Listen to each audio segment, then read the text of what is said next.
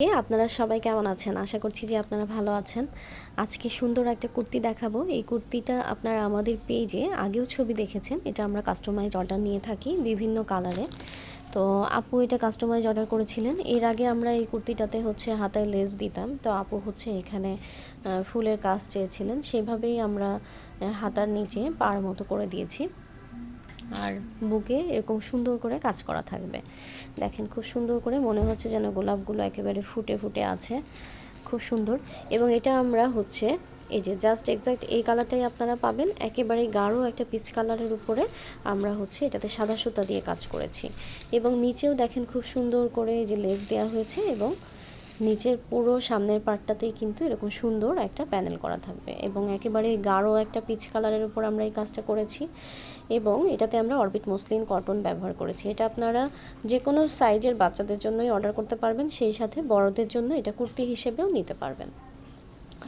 এবং দেখেন বুকে কিন্তু আমরা দুই পাশে একটা কটন লেস দিয়েছি সাদা রঙের, এবং নিচে আর একটা লেস দিয়েছি। এটা একেবারে পিওর কটন না, একটু গ্লেজি টাইপ, একটা সিল্ক টাইপ একটা লেস।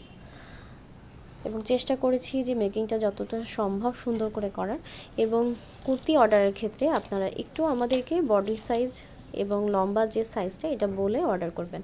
এবং কেউ যদি আপনারা হাতার ডিজাইনের চেঞ্জ জানতে চান, যে সিম্পলি প্লেন হাতা চাচ্ছেন বা পরি হাতা চাচ্ছেন বা রুমাল সাটের হাতা চাচ্ছেন, সেটাও আপনারা আমাদেরকে বললে আমরা কিন্তু সেইভাবেই আপনাদেরকে করে দিব। এবং যারা হাতায় লেস চাইবেন তাদেরকে আমরা হাতায় লেস অ্যাড করে দিব।